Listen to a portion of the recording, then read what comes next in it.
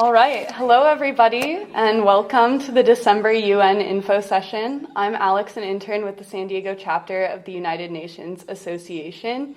The San Diego chapter was founded in 1946 to promote local engagement with the United Nations, and it's one of the oldest and most active chapters in the United States. So today we're going to be discussing human trafficking, which is a major human rights violation and a focal point of several UN Sustainable Development Goals. This topic is crucial to understand now, given that in 3 days, the world will be celebrating the International Day of Human Rights on December 10th.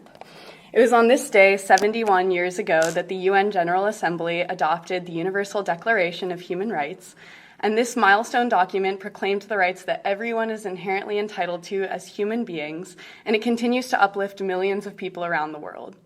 Right away, Article 1 of the document states that all human beings are born free and equal in dignity and in human rights.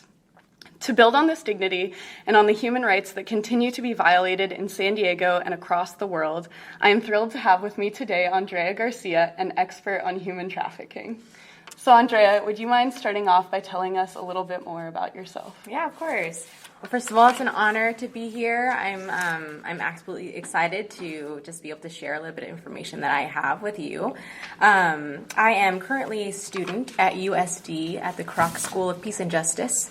I'm on my second year, so I'm almost done there, and I have been in human trafficking, anti-human trafficking organizations since 2013. So I started in Long Beach and Compton area, and now I'm here in San Diego with previously with Free to Thrive. And so I'm just daily trying to learn more about this epidemic and figure out solutions. Awesome. Thank you so much. So there are quite a few people in San Diego who don't fully understand what human trafficking is. So would you mind sharing with us the exact definition of human trafficking? Absolutely. So first of all, I'd like to say that if you could think of it as modern-day slavery, that's pretty much as close as you can get to that. It is involving the use of force, fraud, or coercion to obtain some type of labor or commercial sex act. So anything that you can imagine involving this force, fraud, or coercion to kind of amount to a sex act that's commercialized, that's human trafficking. Great. Thank you. And who do you think is most at risk of human trafficking? So human trafficking, pretty much anyone, so men, women, and children are all affected by this epidemic. Mm-hmm. And it's also a worldwide phenomena. So it's something that is obviously right here in the United States, although most people wouldn't believe that it is. It's very much here, and it can happen in any country, and victims are any type of human, pretty much. Wow. And what does it look like in San Diego in particular? So it's really interesting. So in San Diego, it's actually quite prevalent. It's actually scarily prevalent. Let me go ahead and grab I have data that shows, but I thought the questions were going to be in order here, so let me go ahead and grab those. Yeah, I just read that there's about over 11,000 victims of human trafficking just here locally, which was striking to me. Absolutely. So I found it right now. So the second largest underground economy in San Diego after drug trafficking. Mm-hmm. So if you can, imagine that, it's huge. So according to a 2016 study from actually the school, University of San Diego, the Joan B. Kroc School, the size of human trafficking industry in our region is estimated at $810 million. Whoa. Yeah, it's pretty terrible. That's awful. Wow, I'm sorry to hear that. What do you think, you say that it's global and then it's also local, so how widespread is it in general, Is it? So it is, depending on where you're at, mm-hmm. it's just super widespread. So is it more common in cities or rural areas? Or I would say it depends. Like, for example, my time in Compton in the Long Beach area, mm-hmm. It was incredibly prevalent. Like, I never realized somewhere so close to home was going to have such an epidemic, so prevalent there. But I mean, and moving to San Diego, which is much more affluent, I wasn't thinking that it was going to happen here too. So it really depends on the area. Mm-hmm. Yeah. So what are some of the biggest misconceptions of human trafficking? So kind of like I said before, people don't necessarily believe that human trafficking happens in their own backyard or their own community. So people think that it happens like far off lands, Thailand, Mexico, and it really happens in a lot of places. So wherever there's vulnerability and broken women, mostly broken women, it could be also men and children, as I said before. That's where it's most prevalent. Yeah. Can you elaborate on some of those defining features of who might the victims be? Yeah, so it's actually women that are dealing with vulnerability and just it can happen with self-esteem. It can happen with poverty. So women that are typically feeling very broken and vulnerable. And how do they get discovered by traffickers? How are they preyed upon? So it depends a lot on self-esteem levels. So traffickers have a very keen eye when it comes to just vulnerability and brokenness. So they will go seek women who seem to be vulnerable or seem to be broken, and they will offer lavish goods, they'll offer love, they'll offer relationships. And so it comes kind of it comes as a disguise. It's a very sneaky process. Wow. And how do you see the connection between human trafficking and sustainability or climate change? And I'm asking that given the fact that climate change, can enhance vulnerabilities not only in land, but also where people live and other people's quality of life. Yeah, absolutely. So I actually just read a 2019 article from UN News, and the U.S. Secretary General Antonio Guterres, he was identifying climate change, natural disasters, and poverty as factors that exacerbate vulnerabilities of people. So it's a super logical and expected for climate change, the way that it affects the world and the way it exacerbates this vulnerability in people, for them to turn then to these measures of human trafficking and just degradation of humanity. Yeah. And so given that there are so many victims locally and globally, I'm curious, what are some of the resources that people who are at risk or who are survivors of trafficking can obtain? So I can't speak to all NGOs and all organizations, but the ones that I have been involved in, personally, I'll talk about Free to Thrive a little bit. Free to Thrive is an organization based here in San Diego, and it's actually, it focuses on the legal resources, which I had never thought were so important for the lives of these victims and survivors. So legal support has, ranges from clearing identity theft, name changes if you're trying to get out of the life or escape, even immigration assistance. So it's such a huge range of legal resources that can be provided to these survivors. And also regular survivor empowerment. So if you can think of anything from, supportive housing, case management, trauma, specific counseling, medical and dental care, just education, physical well-being, mental well-being. So all of those are partner organizations that kind of collaborate in order to present the best support for trafficked victims. Yeah. And what did you do specifically at Free to Thrive? So at Free to Thrive, I was working actually as their grant writer. So I was writing a couple of grants for them. And then I actually had the amazing opportunity of creating a program design for them it was a financial empowerment program, which is also incredibly important for survivors and just the basic. Is that to help them basically escape from trafficking and become financially independent? Exactly, yeah. Just to kind of re-enter the workforce in a healthy and beneficial way for them. So anything from learning how to do, a savings account or learning how to, just basic financial 101 type things. So yeah, it's just everything that you can imagine that you need as a human being. We try to try to provide through all these services. Awesome. And so what are some of the other needs of survivors and victims? So like I said, just education and trauma counseling. I think trauma counseling is really, really big. It's really hard for survivors to get out of the life initially because it's such a hidden kind of crime. And so I think the first step is just being able to just see it and move on from there and get out of the life. So I would say, any type of trauma care, emotion care. Yeah. So great. I mean, I hear about how trauma-informed care is one of the most, overlooked things. We don't often consult people before, deciding what's right for them. So that's absolutely. awesome that you were involved in that.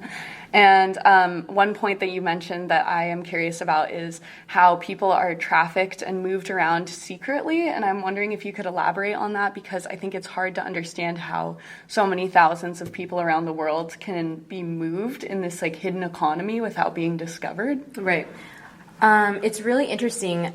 I think that it's a little bit of a misconception that trafficking needs to be this movement type thing, because trafficking obviously involves sex trafficking or labor trafficking, but that can very much not involve this movement across the border lines or movement across state lines or something like that. So it's very important to know that trafficking isn't necessarily that, although that does occur within it. Yeah, that's a good point. I remember when I was looking into San Diego statistics in particular, about 80% were U.S. citizens or locals. So there was no movement across international borders or anything like that.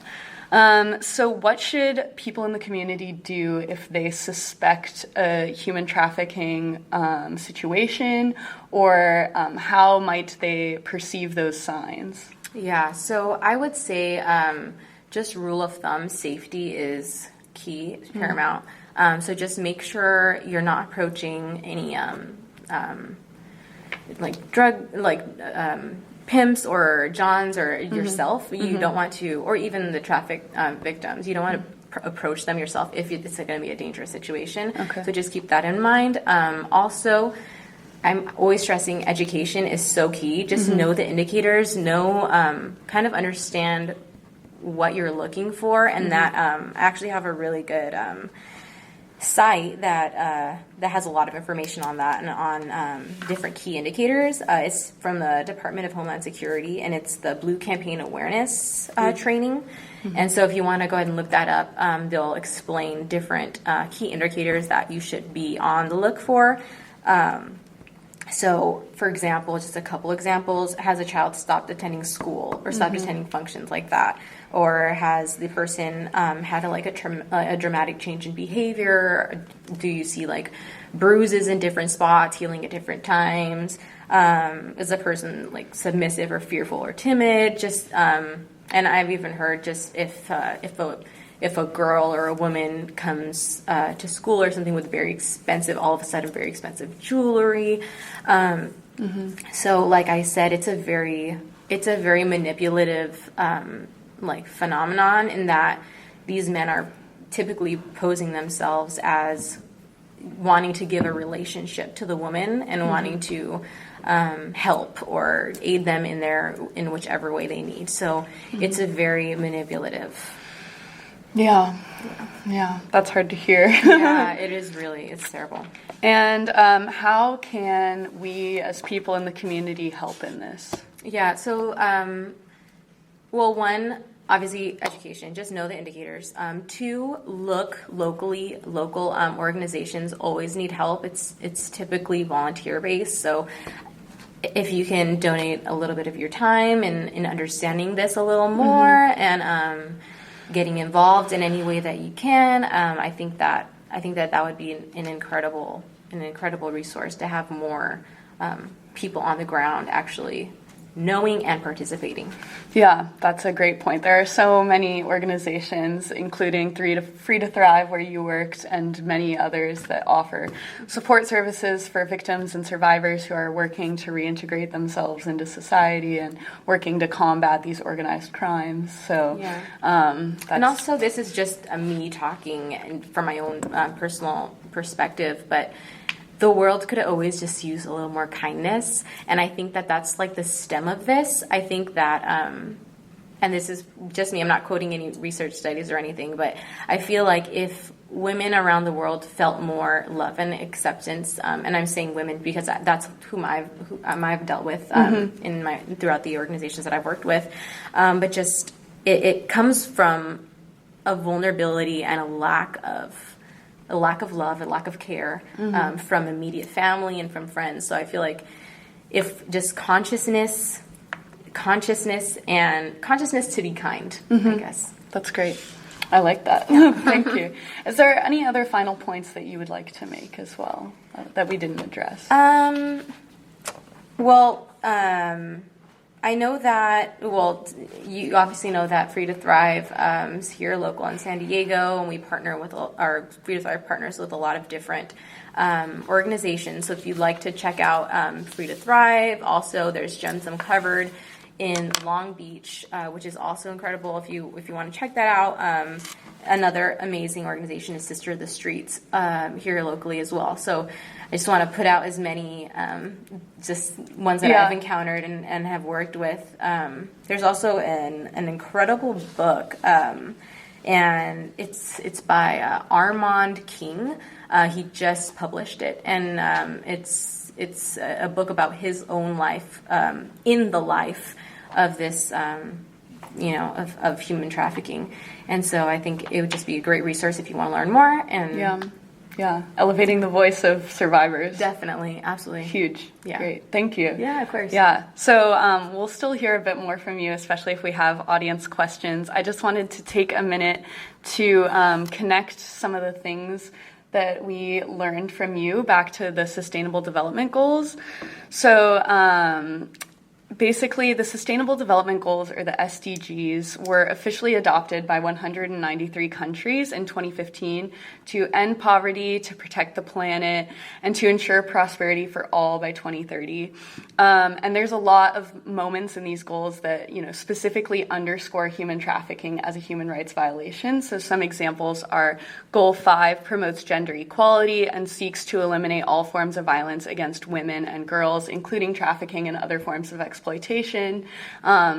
And so that it focuses on women in particular, and it's also important to acknowledge the experiences of boys or transgender men or men in general who are also forced into different forms of trafficking and labor and sexual exploitation.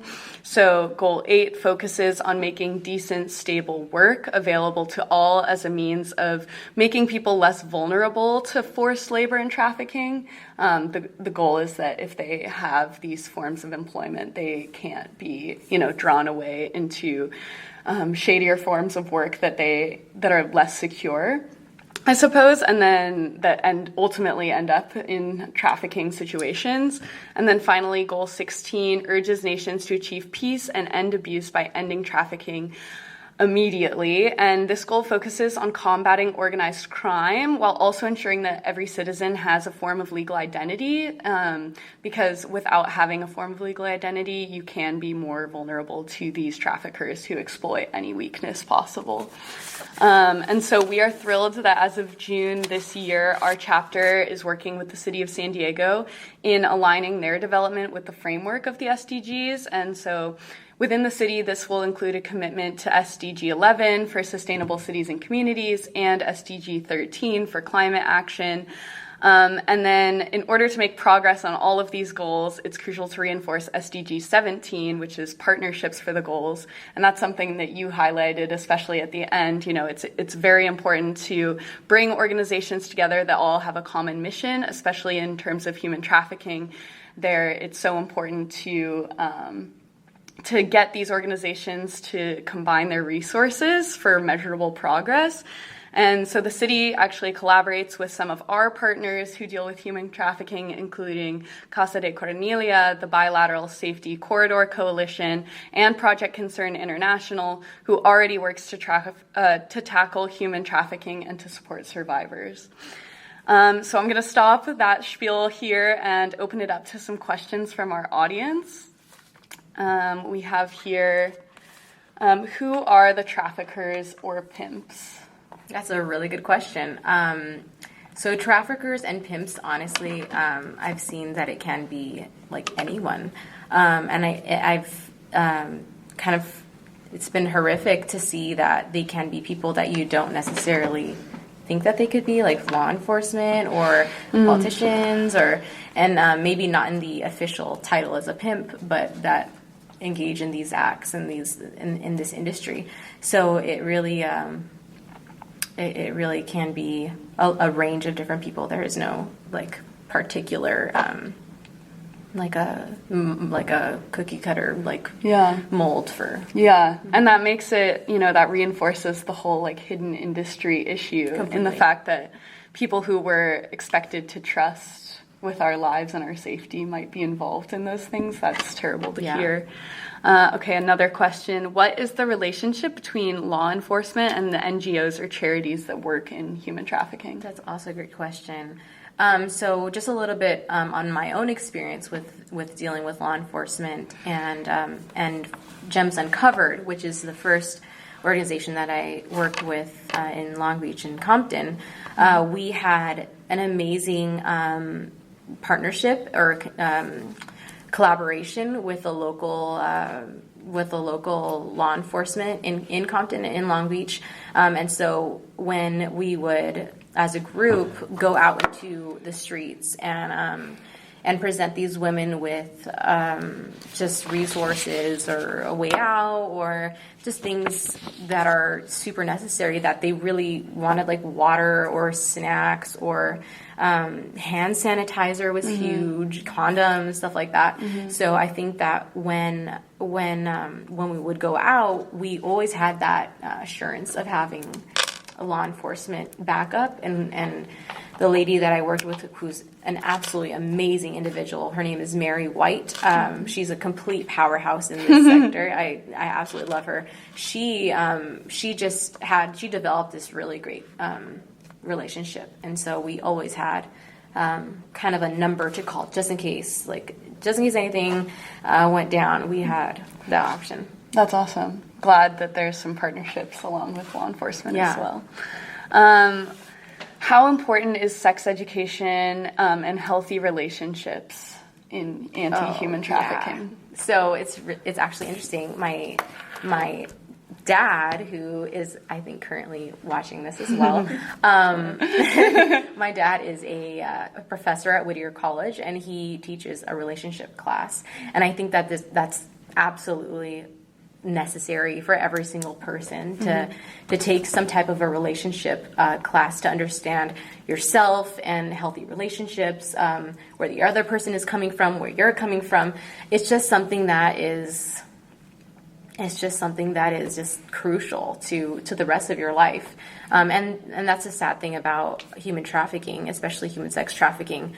The perpetrators or the pimps pretty much are just very keen and very, very purposeful and intelligent and clever in finding these little loopholes of this person has experienced X, Y, and Z, and whatever type of emotional trauma, and I'm going to go and replace that with love or with love and with gifts and with maybe help with rent or something, help with their kids.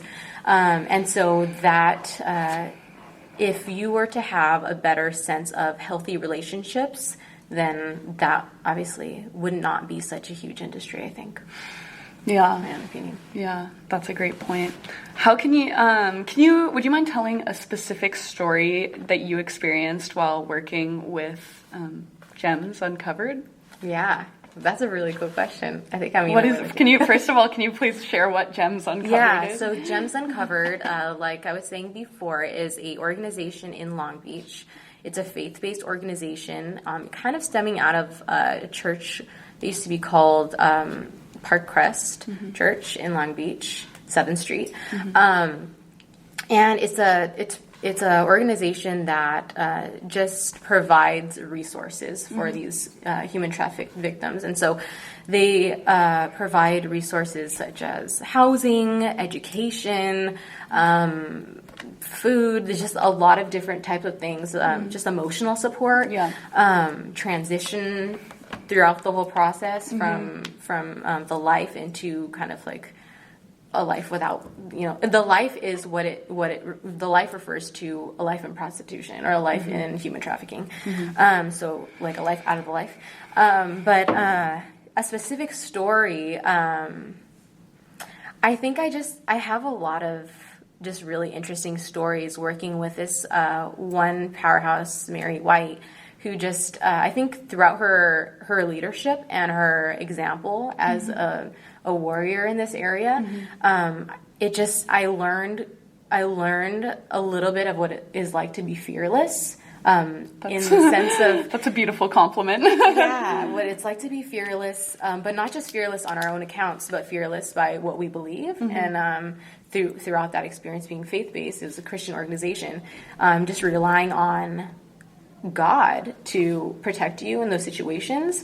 And it may or not be controversial to say that, but that's what that organization in particular focused on, just kind of relying on other sources, not just ourselves, but kind of our belief system and our own just strengthen that to be able to go up to pimps and go up to, this is like big intimidating men and just talk to them and see them as humans too, because I think it's not only about the victims that are prostituted. It's also these broken men, and I think that's hugely missed and misunderstood.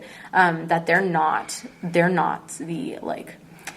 the monster, even though they're doing monstrous things. They have themselves been hurt, and they have themselves gone through these parental horrors and these families where they're torn apart and broken and stuff. So just to see them, like, they're part of this broken system. They're part of like the whole thing. Yeah, I've heard some stories from pimps in prison who talk about, being raised in families where it's such a normalized activity and like form of getting money and surviving that they don't even consider the violations to human rights. Completely. It's survival. It really is truly in their brains. Being as broken as they are, it's a form of survival, and it's something that they learn from very young ages, possibly generational. Wow. And a final question, how can we ensure, in your opinion, that collaborations occur between these many agencies? So that means, like, how can we break down the silos to benefit impacted or trafficked people? That is a really good question, and something that I'm questioning too. Like, it would be amazing to find a way to create a platform so that all the organizations were able to collaborate in all their different amazing ways. Because I know that Free to Thrive has an incredible legal, it's an incredible legal force and a legal resource for them. And if we could just, Free to Thrive obviously collaborates with tons and tons of amazing organizations, but if that could happen kind of nationwide and we can kind of attack this as one force rather than a whole bunch of little forces, that would be it would just be a game changer. And I think that has to happen with some type of like a unifying force or a unifying purpose behind it. So they're all working to combat the same thing. That is a strong unifying force. I hope to see more partnerships in the future. So thank you to everyone who listened in. Thank you so much to Andrea for sharing her experiences and expertise. If you'd like to review more of what we discussed, you can visit unasd.org/UN-info-session, and I'll include some notes about the topics that you brought up, some great quotes from Andrea as well, potentially some links to some resources so that people can learn more, some of the resources you mentioned as well.